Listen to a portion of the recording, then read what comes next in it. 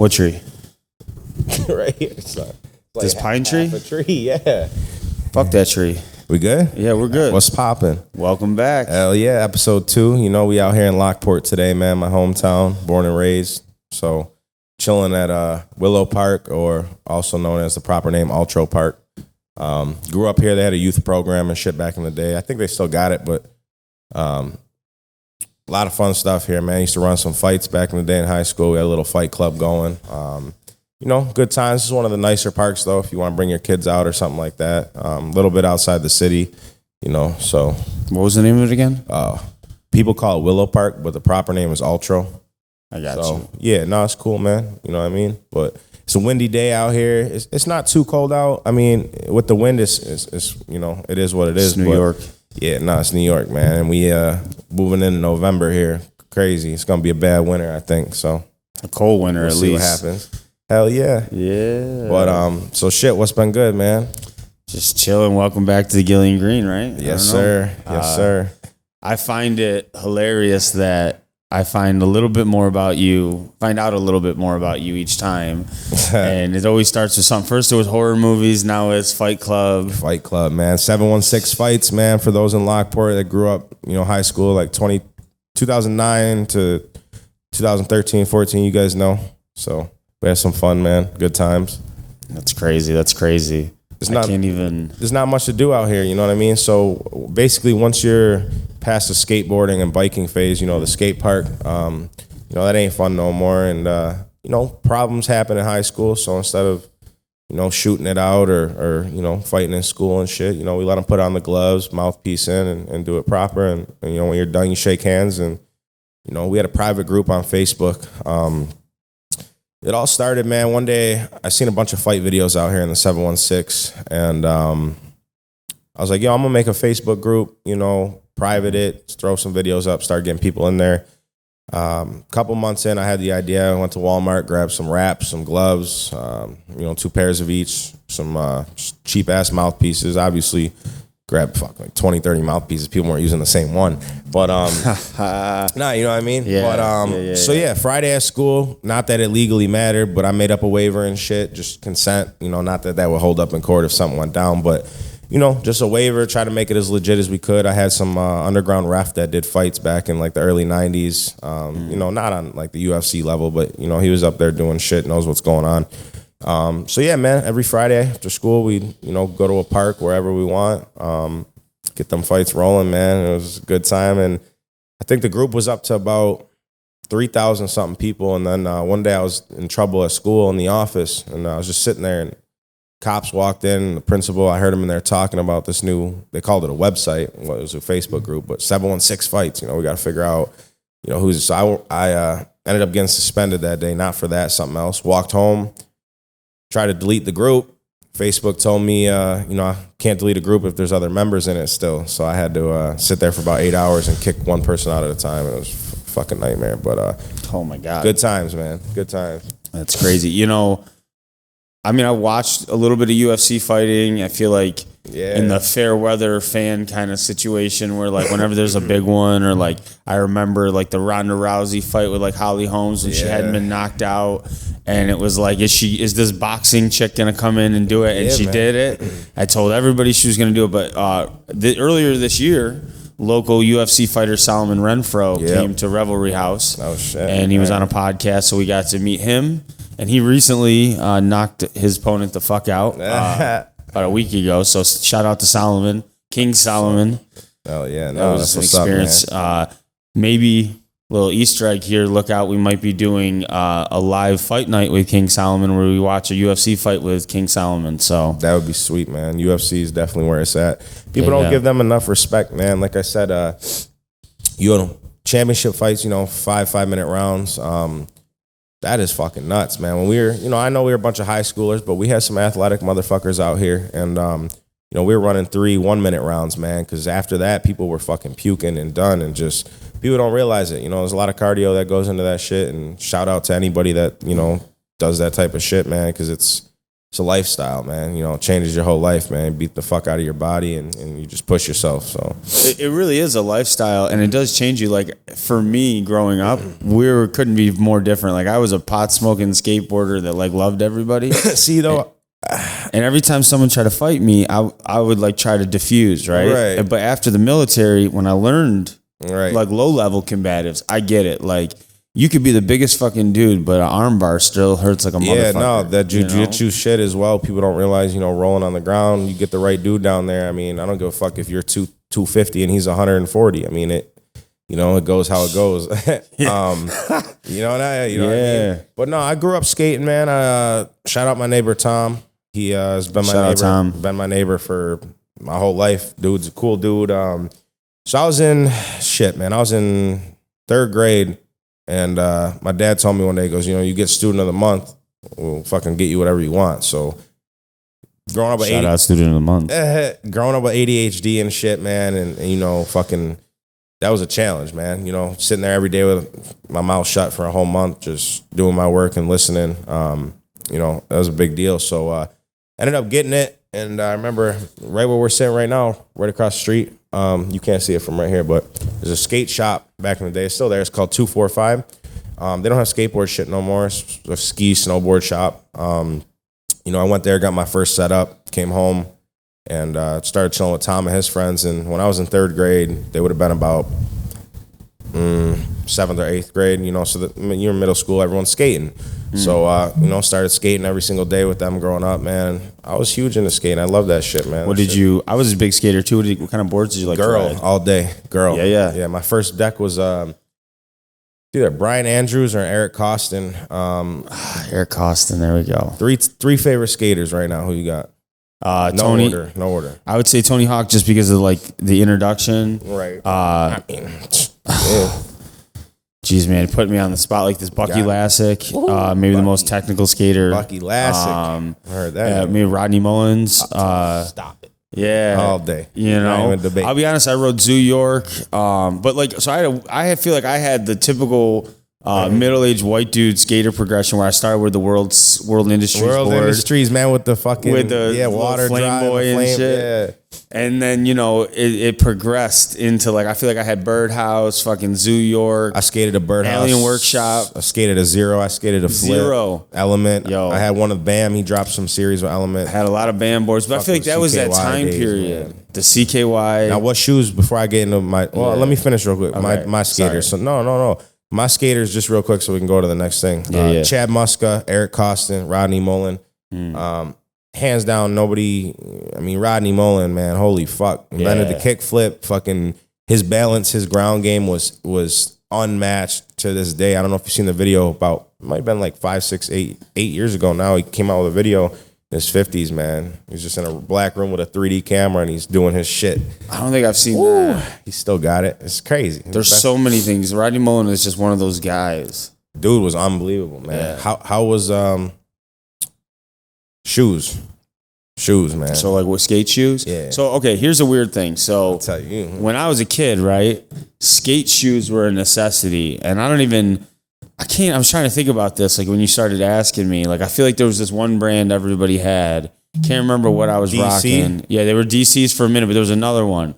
And but you know what I've learned in my older age? 'Cause I still skate with my kid. My kids skate now. Shout out to my kids at the skate park. Yeah. And shout out to Lake House and the Black Rock Boys for having fucking taken over the skate park in Lancaster with their stickers. But Lake House, cool people, man. I respect it. They got a nice, you know, they be posting on Instagram. They got a good setup going. They got a lot going, man. Looks good. Yeah, so. They were like one of the first people to believe in my drone stuff and like bought videos from me. So like I'll never forget that. But anyways, I found out in my older age that my basketball shoes, I am a way better skater in basketball shoes. Yeah, like I get better, like my kick flips and stuff, like Jordans or something. Just like, well, not. Let me back that up. Not like nice Jordans, but just like whatever I would wear to go to the court to play basketball is for whatever reason better for me as an adult when I'm trying to do like a kick flip or something. Right. It's weird. I rocked some Adnies for a while. That was the brand. My first shoe ever, I believe they're called Airwalkers. They were definitely called Airwalks. Airwalks. Oh my God. So those are the old G's. Airwalks. Back in the day, believe it or not, I traded my neighbor, trade him whatever for some shoes. I didn't have no skate shoes back then. You know, I was just a kid, and I got real heavy into it, man. All the way 3rd to 5th grade. I mean, I had everything. I had the girl belt. You know what I mean? Shoe wise, fuck. I could tell you my favorite and what I wore the most. I probably wore Audios the most. I had the CKY ones, if you're familiar with CKY. Absolutely. Can't Kill Yourself. Can't Kill Yourself. Yeah, that's what births. Bam and all Bam that. Majera, fucking Viva La Bam days. Viva La Bam. CKY. That all came from CKY, bro. Yeah, man, I fucking love that shit. Shout out to them. Hope Bam gets through whatever he going through, man. You know, I met him back in 2016 at the House of Horrors, or 2016, 2014, somewhere in there. But good dude. But yeah, man, so definitely was rocking a lot of Audios. And then my favorite of all time, if you're familiar with Circa. I am. All right, yeah, so of course. Funny story is, I always tried to look up to my neighbors because I was younger. Obviously, they're in middle school, so you know the styles and shit like that. And we were going up to Fat Man all the time, you know, getting the belts and clothes and whatever else. But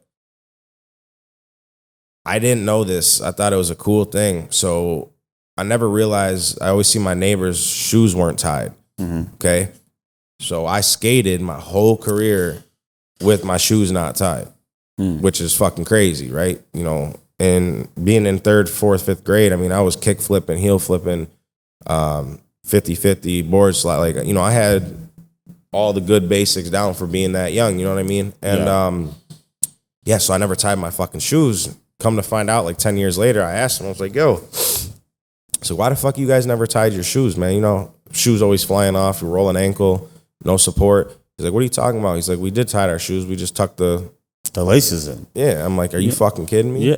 Yo. I used to tuck the laces. I used to tuck the laces. Like, I didn't tie them. I would just tuck them under the fucking...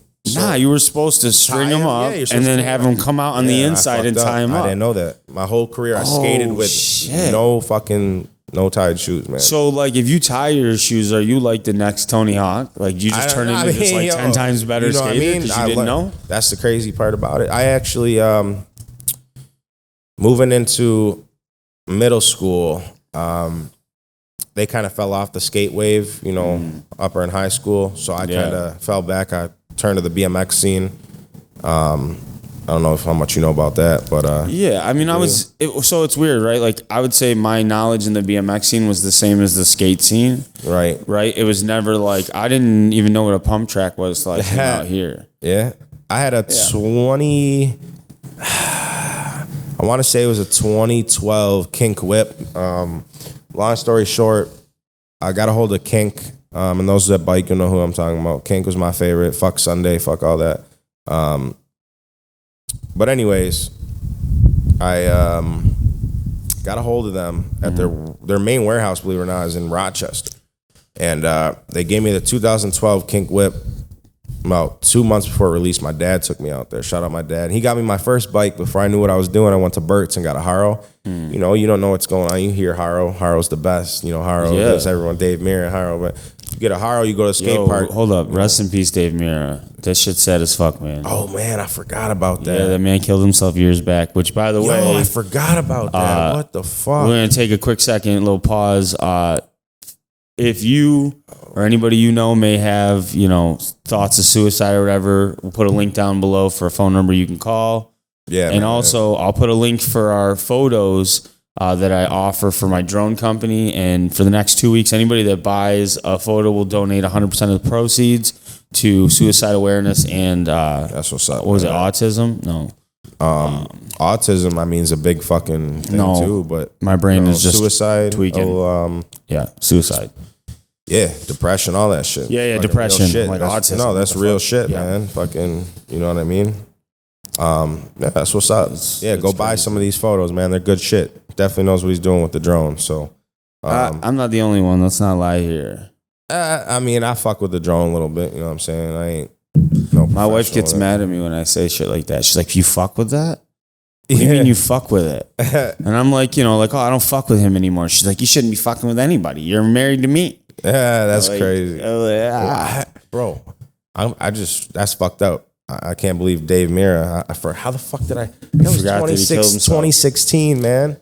Well, you know what? Like, I'm not trying to go down that road. So, like, just going back for a minute, I will say though, like, the whole BMX thing is so different today. Like, it's almost non-existent in the same way that it once was. Yeah, this shit ain't like it is. Nah. It's just like I said yesterday. I don't think it was you. I think I was talking to Producer Roots. Shout out to Producer Roots. Yo, who's not Roots, here today. where you at, man? I heard he's chilling with Chumley from Pawn Stars. Shout out Chumley. Yeah. Shout out Chumley. But Fuck, you know, do you remember them video games? Like, we had Tony Hawk, but like Dave Mirra had that fucking BMX shit. That shit was fire.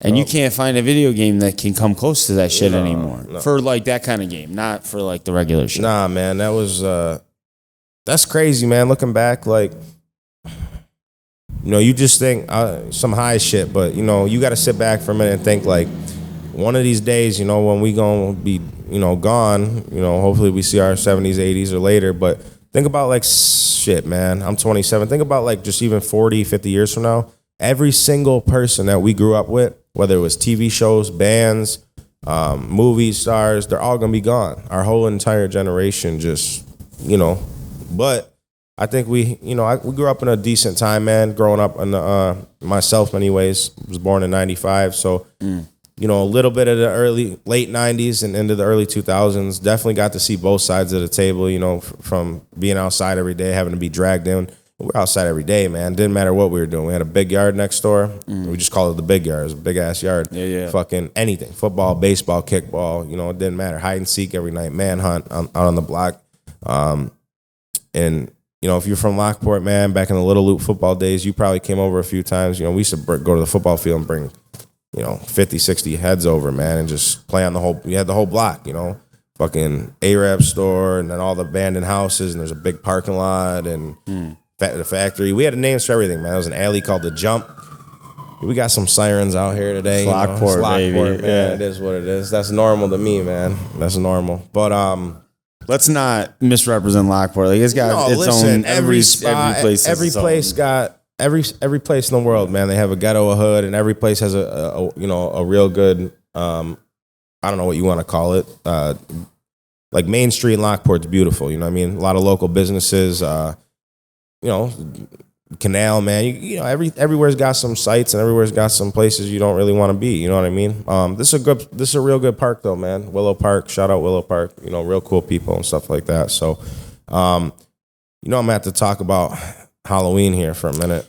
Yeah. So I wanted to ask something. I forgot to bring it up to you before we got on camera. So my cousin, no, you don't know. My cousin Matt, he does this thing on TikTok where he does these rants, right? Yeah. He made a Halloween rant. So what I thought was we could watch it real quick and then I'll put it on the video after the fact so they can watch it. And then I want to hear you talk about your opinion too. All right, let's hear it. All right. Okay, so we're not fully getting into it, but spoiler alert, if you haven't seen Halloween Ends, don't watch this because while I won't be getting into the plot, I am going to be getting into sort of a main thing with that movie, and I don't really want to be the one to break it to you. So go watch it, or don't watch it. Just don't watch this video before you've seen this movie if you're interested in the movie. Okay, are they all gone? So, one thing I've been seeing that I would just like to reject in a big enough way that I'm going to make a friggin' TikTok video about it, is that the opening text scroll of all the people in the movie, which is called the credits, and I don't know why I couldn't remember opening credits. Whilst watching it, I was like, this is the font from Halloween 3. Now the writers, whatever, of these newer Halloween movies simultaneously threw away all the old continuity while pretty consistently making references to it in their movies. A big one, though, is Halloween 3, which is outside of the continuity of the original sort of movie. Now, I won't get into arguments because some people will go, hey, Halloween 1 and 2. Some people go just Halloween. Some people will do, Halloween 1, 2, 4. Some people will do the Thorn trilogy and include that 6. Some people will do 127. I have been a proponent that you could make the excuse that minus the third one, you could go 1 to 7, and then basically Laurie Strode faking her death and leaving Jamie behind was the reason she really had really bad PTSD. But I know that doesn't actually really work with like her son's age and everything like that. Back to the point as we almost wrap this up. Halloween 3 was never meant to be in the original film continuity ever. It was always meant to be John Carpenter, Deborah Hill trying something new with a new Halloween themed story. Matt, how does this relate to Halloween Ends? Well, like I mentioned, the opening credits have the Halloween 3 font. And if you have seen Halloween Ends, you know that Michael Myers is not in it for a lot of it. And he's actually kind of a pussy in a lot of it, pardon the French. Now, I saw a Instagram post where it said, yo, it's on you if you didn't pick up that this was going to be a different kind of Halloween movie. And I'm sorry, I have to reject that. This movie fits with their continuity, and it's part of their trilogy. Yeah. All right, so we back. Thank you, Cousin Matt, who I haven't talked to in like 10 years. Cousin Matt. For that video. I like the opinion, bro. I fuck with Halloween, man. I like it. First of all, you know, so we out here smoking some Gilly pack, you know, some outdoor.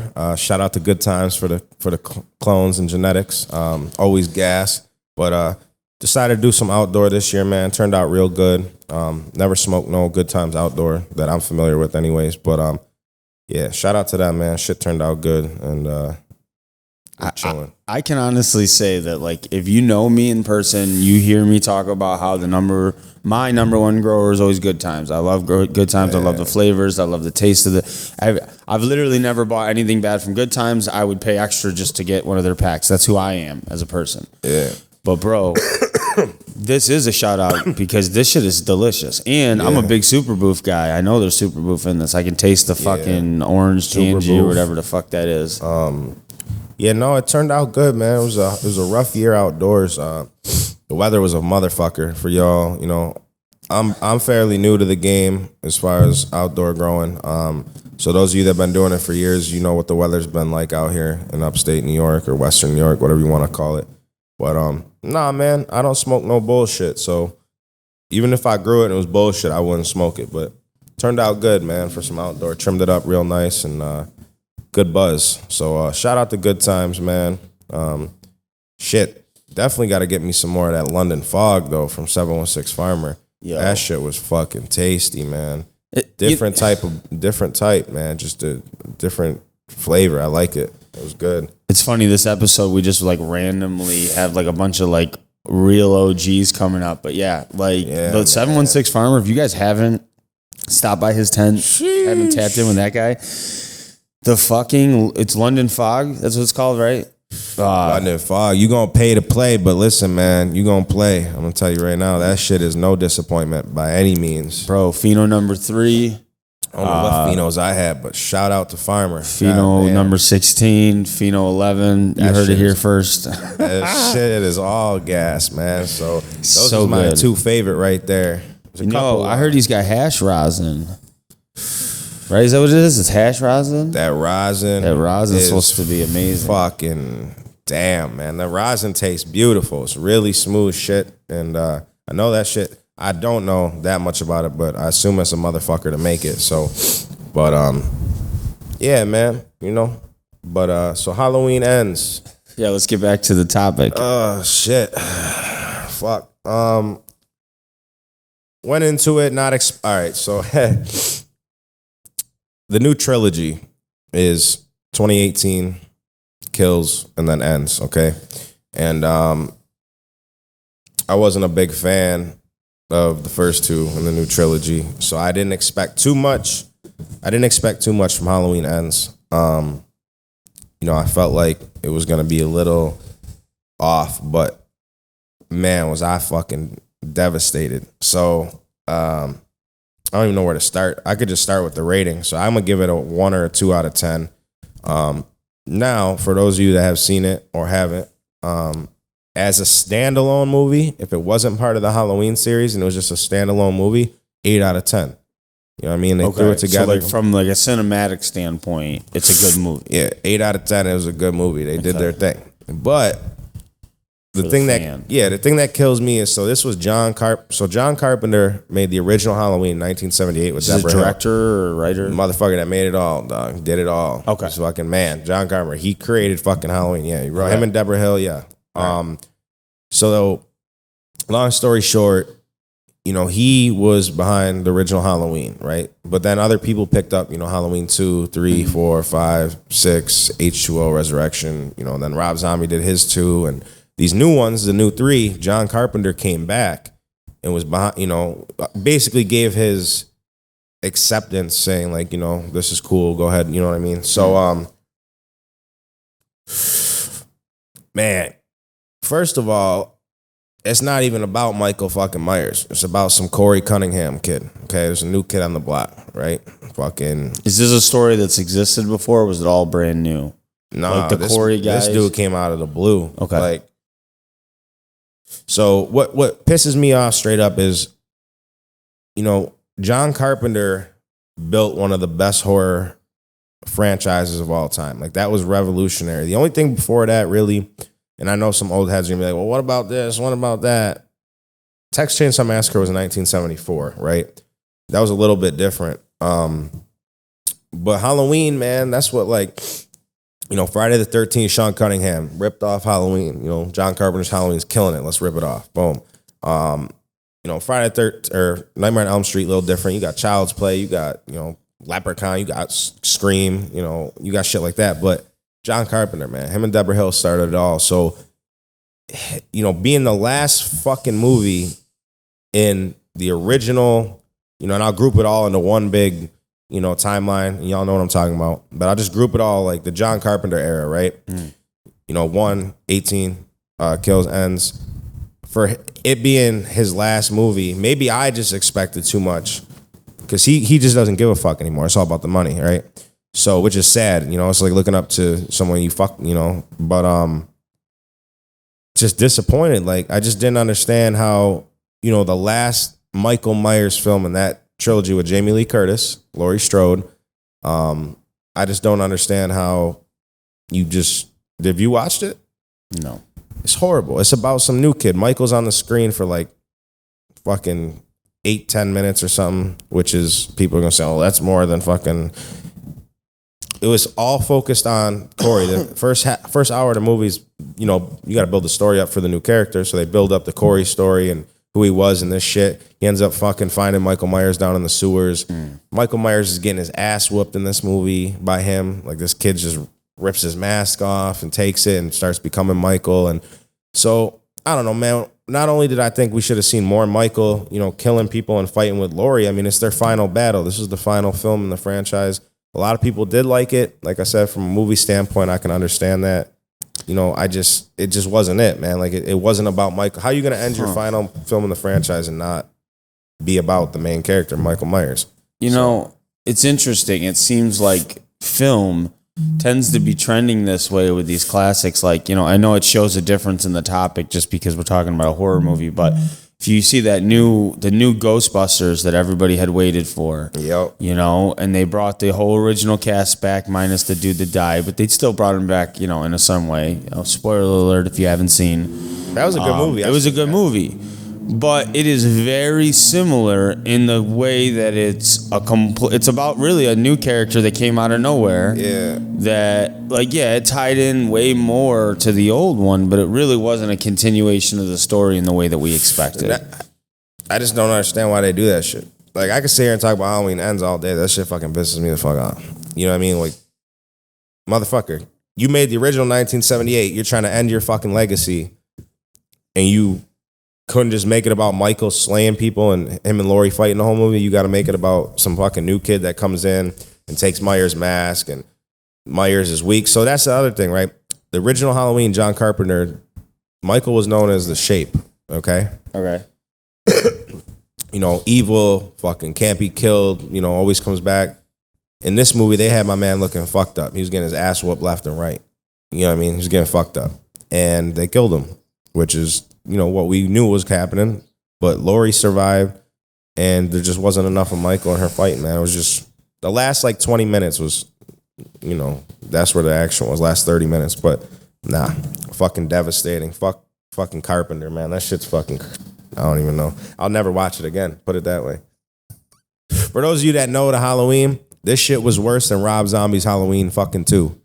That's how bad this was, in my opinion. And y'all should know. Rob Zombie's was bad. That's shocking because God. Rob Zombie's good. No, listen. All right. Rob Zombie's first film, okay? I thought he did a wonderful job showing a different kind of Michael Myers. More aggressive. Yeah, in the original, you didn't really get to see too much of Michael's childhood. You just seen him, you know, kill his sister, boom, that was it.